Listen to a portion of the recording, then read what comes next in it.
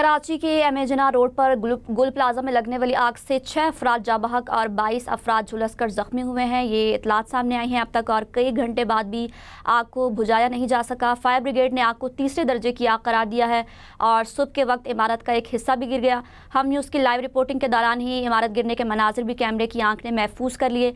Rescue हुकाम का कहना है कि आग से 6 अफराद जाँ बहक हो गए हैं, 22 अफराद जो हैं वो झुलस गए हैं और MS सिविल अस्पताल ने दम घुटने से 3 अफराद की जावाहक होने की तस्दीक भी की है।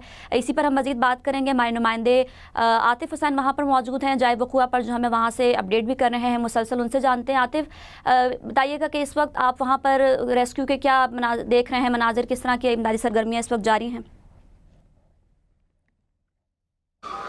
सुबह सवेरे यहाँ पर जो इमारत का मरकज़ी हिस्सा यानी कि जिसे एलिवेशन कहते हैं वो गिरी थी, जिसके मलबे तले आकर एक फायर रेस्क्यू एहलकार जो है वो ज़ख्मी भी हुआ, जिसको यहाँ से निकाल कर हस्पताल पहुँचा दिया गया है। अब एक बार फिर फायर ब्रिगेड हुकाम ने एक और हिकमत अमली बनाई है। जो मलबा है उसके बीच में से रास्ता निकाल कर जो बेसमेंट है वहाँ की आग को बुझा दिया गया है।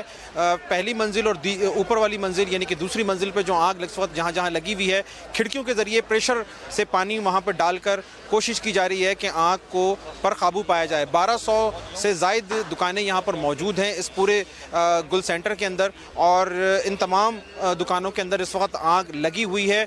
जो मरकज़ी हिस्सा है इमारत का वहाँ पर अभी भी आग मौजूद है। फायर ब्रिगेड हुकाम का ये कहना है कि क्योंकि इमारत कमज़ोर हो चुकी है, इसके पिलर्स, इसकी बुनियादें कमज़ोर हो चुकी हैं, तो लिहाजा बिल्डिंग के अंदर दाखिल होकर फायर फाइटिंग करना मुमकिन नहीं है।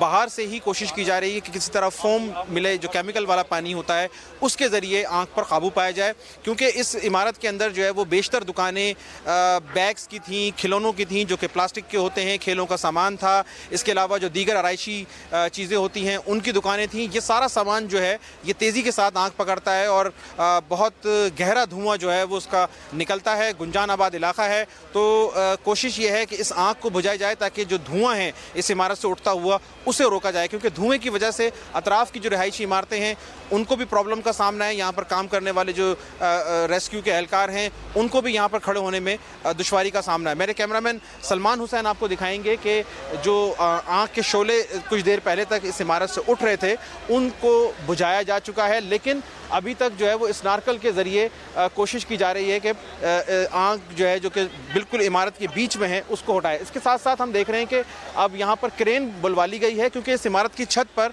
3 बड़े जनरेटर्स रखे हुए हैं जो कि बहुत बड़े बड़े जनरेटर्स हैं और उनके अंदर फ्यूल मौजूद है। तो ज़िला इंतज़ामिया की कोशिश है कि आग को उन जनरेटर्स तक भी ना पहुँचने दिया जाए और उनको भी यहाँ से निकाल दिया जाए। तो यहाँ पर क्रेन बुलाई जा चुकी है और जैसे ही रेस्क्यू एहलकारों का ये कहना है कि आग की शिद्दत में कमी होगी तो सबसे पहले उन जनरेटर्स को यहाँ से निकाला जाएगा। दूसरी जानिब अगर हम बात करें कि एमेजना रोड की जानिब जो सड़क जा रहा है, मेरे कैमरामैन आपको दिखाएंगे कि वहाँ पर भी जो खिड़कियाँ हैं वहाँ से हमें धुआं उठता हुआ अब नज़र आ रहा है, लेकिन कुछ देर पहले तक यहाँ पर हमें आग के शोले नज़र आ रहे थे। प्रेशर के साथ यहाँ पर जब पानी डाला गया तो वो आग किसी हद तक बुझी है, लेकिन क्योंकि अंदर केमिकल मौजूद है, परफ्यूम्स की शक्ल में, प्लास्टिक मौजूद है, खिलौनों की शक्ल में, तो वो तेज़ी के साथ दोबारा आग पकड़ लेते हैं और यही सिलसिला हम कल रात से लेकर आज सुबह तक देख रहे हैं। 12 घंटे से ज़ायद का वक्त गुजर चुका है।